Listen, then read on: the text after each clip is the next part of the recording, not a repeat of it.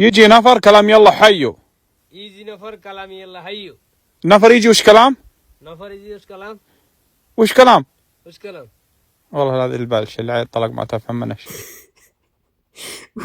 ويني أفا ولا لنتم برجول إنه نوتي تبت بر إنه نوتي تبت إيجا أروديتش أفهم برسيسو ذات زرات إنجازا كان garuu waan isa mudate isin asuma keessatti dhagaa guddi egaa shamarka fuune kabajamtootaa fi daawwattoota hordoftoota keenya nageenyi koo kan jaalalaa fi kabaja bakkaa fi lafa jirtatti isiniif haa baay'atu anis obboleettiin keessan bakkaa fi lafa jirutti waaqayyoo galannaa ga'u nagaa fayyaa kootidha. Egaa warroonni mana keenya irra taatan laayik sheer gochuudhaan gara maamila keenyatti dabalamaa isiniin jechuun asumarraa affeerraa kooti. Egaa dhugaa dubbachuudhaaf viidiyoon kun baay'ee irra deddeebina kufalchiiseera. Maaliif jennaani afaan wallaaluun tuni waan isheen nama goote jechuudha. Mee ana maaltu akka nama mudate waa'ee afaan wallaaluu tanarratti viidiyoo kana keessa ni argattu. Egaa inni kun jechuudha arabdichi isaa maal jedhaa seete yoo keessummaan dhufee yella hayyii jedhiini jedhaan inni immoo kan inni itti himu san deebisaaf jechuudha. Inna waan inni jedhu san itti deebisa malee inni qabatu. Inni kan arabdichi kan itti himu akka inni ka isa kana qabatee deebi'ee immoo akkasitti akka dubbatuudhaaf malee akka isatti dubbatuuf miti isinii galee garuu immoo dubbiin immoo faallaa dhufte namichi kan inni jedhu san namichumatti deebisa malee waan qabachaa jiru tokko hin beeku maal akka ta'e illee hin beeku jechuudha. Mee hundi keessanuu mudannoo afaanii kana yoo qabaattanii koomentii jalatti barreessaa. Ani jechuudha dhugaa dubbachuudhaaf gizeen akka jalqaba tokko jedhee yoonan biyya arabaa kana dhufe jechuudha. Jibii immoo yoonaan jedhani ani nan dhaabbadhee ilaala jechuudha. Nan barbaada waan isaan naan jedhan. Jibii kuuboo naan jedhan nan barbaada. Jibii finjaaloo naan jedhan akkuma nama hin beekutti nan barbaada bar silaa hin beeku. Maal isaa hin beeku yaaduma nan barbaada bakka ginii itti geechuufan barbaada bar. Wayini bara sadee badee balaachuu.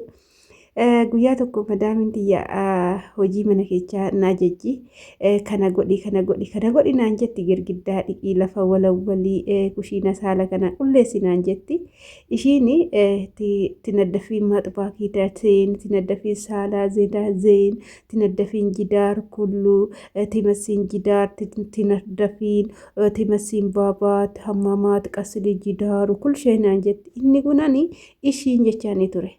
Dhumarratti maaltu na mudate ajaja isheen ajajjesanii qasilii jidaare sun maal akka ta'e hin beeku. Qasilii baabii sun maal akka ta'e hin beeku. Daddafii maxibaan sun maal akka ta'e hin beeku. Anan mazadumaan maalan hojjedhe lafa nan walawwalee girgiddaan kaan nusuudha ishiin walawwali naanaa jettu malee nusuudha. Garuu ani immoo naaf hin galle waan ta'eef girgiddaa hin walawwallee shintibeetii garuu dhiqee jira jechuudha bakka qoshaashaa qabu. Kushiinaallee immoo meeshoota dhiqee komadiinos immoo bakka xuraa guree walawwale jechuudha. Innaa ishiin bakka deemsanii ni dhufte yeroo dhuftutti ni laalte jechuudha. Inti maama seetii jidaar jennaan. Zuma dheetuman ija keessa laala gizee sanitti maali deebisuun hin jiraarema duudaanu nama afaan hin beekne nama afaan hin barre akkas turre barri sunis darbee har'a afaan arabaa akka qaldiitti yoo haasofnu kana anan obboleewwan kiyya hedduun jechuudha afaan arabaa naaf hin galle waggaa ganaa taa'e afaan arabaa naaf hin galle kan jettan baay'ee keessattuu jira. Ammasin afaan arabaa warroonni isinii galuu diduu tukurinnatii itti godhu xiiqa'uu qabdu. Akkamitti amma xiiqiin dammarre mi'oofti. Ani yeroon barumsa baradhu jechuudha yemmuu garmaachuu kutaa 2 moo 3 ilkaan daraartu kan jiru jechuudha. Innaa dubbisa kana hin beeku mana barumsa nan deema malee. Guyyaa tokko barsiistuun warroota dubbisa hin beekne afootti gadi yaasteeti. Gizee 20 la harka bitaa gizee 20 harka mirgaa gizee 20 nu waxalte walitti gizee 40 dhugaa sinin jedha harki kiyya kun dhiiga baase jechuudha. Dhiiga baase dhidhii ta'e yeroon galutti maatiin maal taatennaan barsiistuun na dhaanin jedheen sababa maaliitiif jennaan dubbisa wallaalurraa kan ka'een jedheen. Gosh jedhanii hunduu natti kolfan maaliifii achi oltee galuun dubbisa barachuufi naan jedhan kutaa 2 natti fakkaate ilkaan daraartu kutaa 3 irra jira natti fakkaate innis ani guyya sa'aatii sanirraa jammaree tanan qubee walitti guuruu jammare odoowwanni fe'ee galee ajaja abbaa fedhe duna ajajatanii kitaaba sanirraa ka'ee waan tokko namaaf hin hojjedhu jechuudha. Guyyaa 3 keessattan mucuq godhee nan dubbisa jechuudha. Ilkaan daraartuun ilkaan baay'ee bareeda qabdi kan jedhu san sirrittiin dubbisu xumure jechuudha. Kaawwan isoo ilaalu dubbisuun eegala. Gaafan torbaan guutuu bakka dubbisa sirrittiin baradhe jechuudha.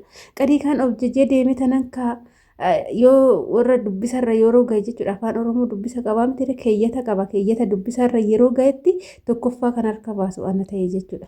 Inna kana yeroo siniin jedhutti kan namni tokko yoo xiiqa'e malee waa gochuu hin danda'u. Afaan Arabaa tanallee beektanii akkin itti baradhe jechuudha. Yeroo hundumaa akka namatti ilaala. Agajjaa tokko sirri nan burjaaja'e jechuudha. Agajjaa tokko na yaamanis hin beeku, waan isaan naan jedhanis hin beeku, maal akka ta'es hin beeku ture. Haa ta'uti garuu gaafan ji'a tokko fixee ji'a lammaffaatti galu jechuudha. Darbu jechuudha. Afaan kana bakka ijoolleetu mana keessa jira. Ijoolleen immoo baay'ee shaggaadha. Ijoolleen mana daa'immanii jirtan baay'ee shaggaadha. Afaan barachuudhaaf namaa salphata. Daa'imman namatti haasa'u. Daa'imman waa namaan jedhu bakka hin gaafachuutti illee salphisu sin dhibu jechuudha. Daa'imman akka nama jajjaboota.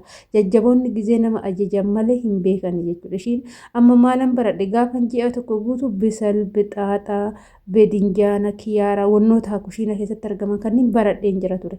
Akka ammaa kanatti illee biyya irratti barannee ani baradhee biyyaan baane akka kootitti jechuudha. Maamaraayii guyyaa takkitti wayinu yaamanii ishii qofa ooletan dhufe malee hin jiru ture jechuudha.